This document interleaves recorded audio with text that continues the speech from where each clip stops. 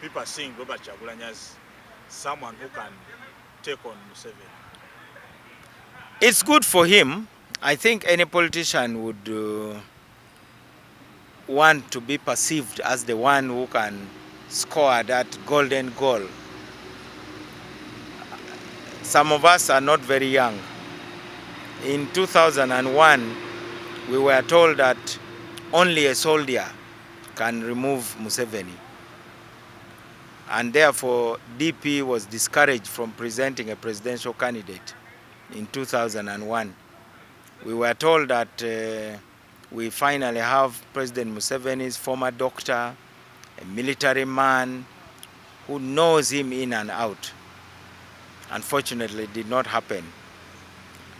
In 2016, many of us thought that the former Secretary General of the NRM and former Prime Minister and a very close confidant of President Museveni was capable of taking on his former boss and removing him. Now, that is not a distinctly Ugandan thing. In Tanzania, a former Prime Minister called Edward Lowassa was recruited from the ruling party by Chadema, the opposition party, and they fielded him as a joint opposition candidate under a coalition known as Okawa. He did fairly well, but he did not defeat the CCM. So in those circumstances, I withhold my judgment because I've seen enough crowds in Uganda to know that it takes more to translate crowds into votes. I am impressed by the impact that Honorable Chagulanyi has had on the Ugandan political scene. He has brought his star power into politics. He has awakened up many young people who had become indifferent to politics, and potentially that can close the gap with which Museveni has been winning, which is about 2 million votes. All we need is to add 2 to 3 million extra votes and to ensure that there is a higher voter turnout. So his performance is obviously very impressive. Now, it's not for me to say whether it is enough to win, because to win you need more than 50%. And in an environment like Uganda, where we have an electoral commission that lacks independence, where many times the security forces interfere with the elections, and where there's a lot of bribery from all corners, there are distortions. So you never actually know a candidate's true weight in an election because the situation is abnormal. But I believe Honorable Chagulanyi is within his rights to step forward. And I'm happy he has stepped forward because this is a struggle for the Ugandan people. It is not my struggle. It is not Kano Besige's struggle. It is not Robert Chagulanyi's struggle. It is not General Muntu's struggle. It is a struggle of the Ugandan people. And DP has been in this struggle since 1954. And we have never pretended that it is our struggle. It is a struggle of the Ugandan people. And that struggle requires leadership. Mark my words, not a leader, but leadership. It requires leadership. So the challenge is for those who want change to come together and form the team. And after forming the team, then they can choose the team captain. Unfortunately, people want to do it in the reverse way. They want first to appoint the captain, then look for the team, which I think is not how you build a team. You first build a team, and among the team, you choose the team captain. You should say a single candidate. I think we should say, are we seeing single candidates?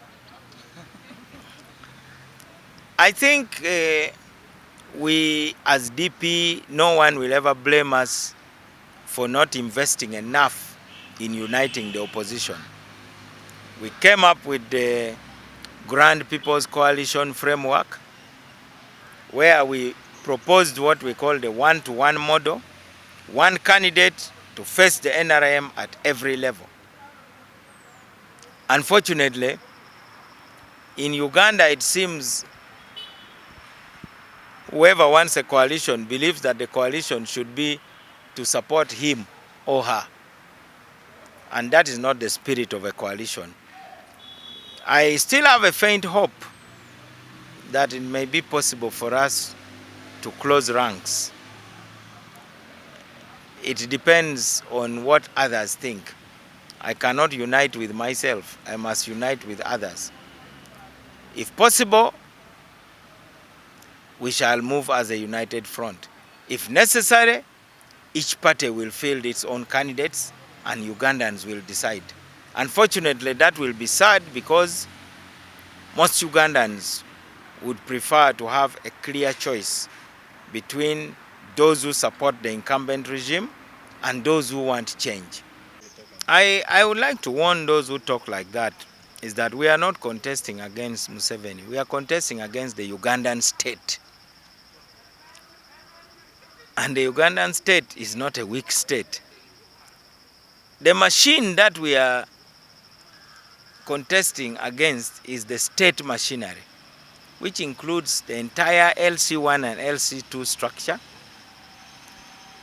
the entire family of intelligence community, village internal security organization officers, the parish intelligence officers, the GISOs and DISOs, the RDCs, and operatives and informers and LDUs, patriotism clubs, and that is what we are, the machine we are confronting.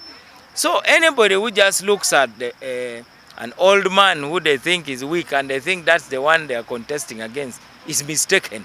Our true opponent is the Ugandan state. Secondly, of course we are contesting against a man who looms large in the psyche of Ugandans. There is a mindset in Uganda now called Musevenism. The other day I heard the FDC candidate for Kampala Woman MP seat, Dr. Stella Nyanzi. She was speaking passionately. Excuse me. Dr. Stella Nyanzi, after her nomination as a FDC candidate for Kampala Woman MP, spoke passionately how she will represent the people of Kampala in Parliament. And she said, I am going to tail off Museveni when I go to Parliament. And I asked myself, I thought Museveni is going after the next election. So in the mind of most people, the man is not going. And I hear that among many of those contesting for Parliament, that send me to Parliament, I'm the one who can manage Museveni. But I thought the whole mission 2021 is to evict Museveni from State House. So if you are still going to find him there, then what is the purpose of the mission 2021? I find that to be what I would call a mindset of Musevenism. So the mindset is that this man, only God can take him away. Nevertheless, the answer is in organization. People are focused. They think they can get some messiah who can remove Museveni. I don't buy that. It has never happened. Everything has got to be based on organization. If we are organized, it will not matter who our flag bearer is. The Kenyans did it when they wanted to confront Moi's regime and the KANU party machine. Because they were organized as the National Rainbow Coalition, they chose Kibaki. Kibaki wasn't even the most fiery speaker. He was not even the biggest crowd puller. There were people like Raila Odinga, there were people like Kenneth Matiba, there were people like Charity Ngilu, there were people like Martha Karua, but they chose Mwai Kibaki. Because behind Mwai Kibaki, there was a strong organization. So if we really want change, We should invest more in the organization rather than thinking that it is like those Philistines who thought Goliath would win for them the war. So in order to win, to defeat Goliath, David did not have to become a Goliath. Now, in the Ugandan opposition, we think that if we see Goliath the other side, then we also say, who is our Goliath?